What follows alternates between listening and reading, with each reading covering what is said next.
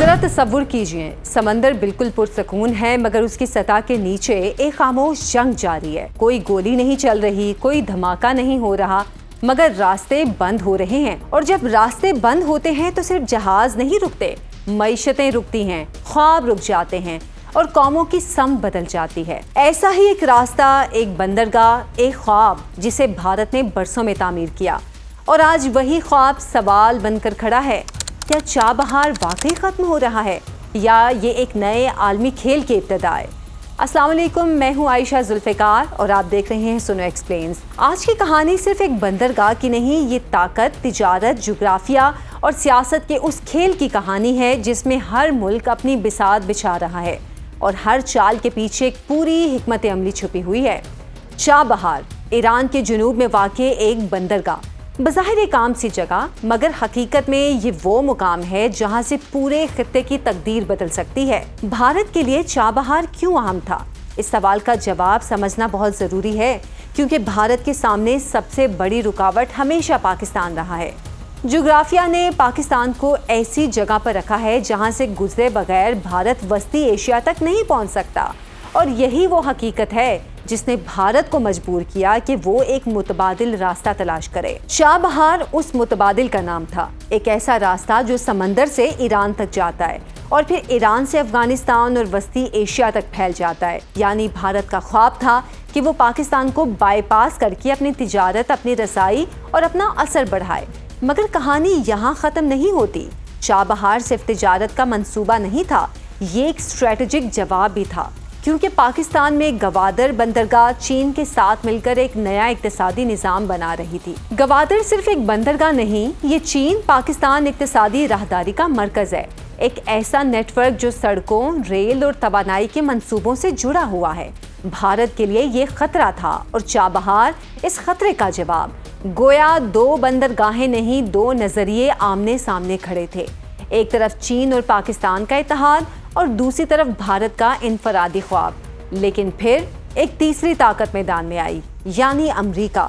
امریکہ کی ایران کے خلاف پالیسی کوئی نئی نہیں, مگر حالیہ برسوں میں یہ پالیسی مزید سخت ہو گئی.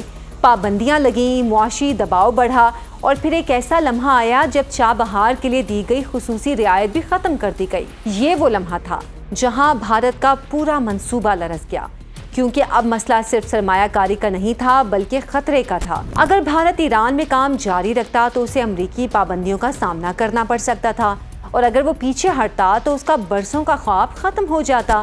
یہی وہ کشمکش ہے جو آج بھارت کے سامنے کھڑی ہے. ایک طرف امریکہ کا دباؤ اور دوسری طرف ایران کے ساتھ تعلقات, اور تیسری طرف اپنی اسٹریٹجک ضرورت. اب سوال یہ ہے, بھارت کیا کرے گا؟ کچھ تجزیہ کار کہتے ہیں بھارت وقتی طور پر پیچھے ہٹ جائے گا, وہ انتظار کرے گا کہ حالات بہتر ہوں, پابندیاں نرم ہوں اور پھر وہ دوبارہ اس منصوبے میں داخل ہو. مگر کچھ ماہرین کا خیال اس سے مختلف ہے. ان کے مطابق چابہار اب ایک کمزور اثاثہ بن چکا ہے, ایک ایسا منصوبہ جس میں خطرہ زیادہ ہے اور فائدہ غیر یقینی. اور ایسی صورتحال میں بھارت شاید اپنے نقصانات کو قبول کر کے اس سے مکمل طور پر باہر نکل جائے. اب آتے ہیں پاکستان کے موقف کی طرف. پاکستان اس پوری صورتحال کو کیسے دیکھتا ہے؟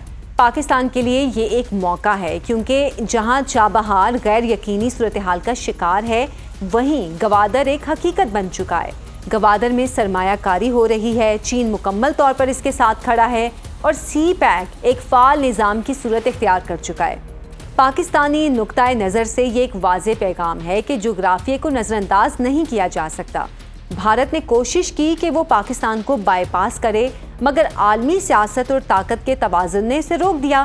پاکستان کے تجزیہ کار یہ بھی کہتے ہیں کہ چابہار ایک سیاسی منصوبہ تھا, جبکہ گوادر ایک معاشی حقیقت ہے, کیونکہ گوادر کے پیچھے صرف ایک بندرگاہ نہیں بلکہ ایک مکمل نظام ہے. اب سوال یہ بھی ہے کہ ایران کس کے ساتھ جائے گا؟ یہاں کھیل اور بھی پیچیدہ ہو جاتا ہے. ایران نہ مکمل طور پر بھارت کے ساتھ ہے, نہ مکمل طور پر چین کے ساتھ, بلکہ وہ ایک توازن برقرار رکھنے کی کوشش کر رہا ہے. چین ایران میں بڑے پیمانے پر سرمایہ کاری کر رہا ہے, روس بھی اس کے قریب ہے, اور بھارت بھی اپنی جگہ اہمیت رکھتا ہے. ایران کی حکمت عملی واضح ہے, وہ کسی ایک کیمپ میں نہیں جانا چاہتا, وہ ہر طرف سے فائدہ اٹھانا چاہتا ہے, اور یہی اس کی طاقت بھی ہے. مگر یہ توازن کب تک برقرار رہے گا, یہ سوال مستقبل کے ساتھ جڑا ہوا ہے. اگر خطے میں کشیدگی بڑھتی ہے، اگر امریکہ اپنی پالیسی مزید سخت کرتا ہے تو ایران کا جھکاؤ چین اور روس کی طرف مزید بڑھ سکتا ہے، اور اگر حالات بہتر ہوتے ہیں تو بھارت کے لیے دوبارہ موقع پیدا ہو سکتا ہے۔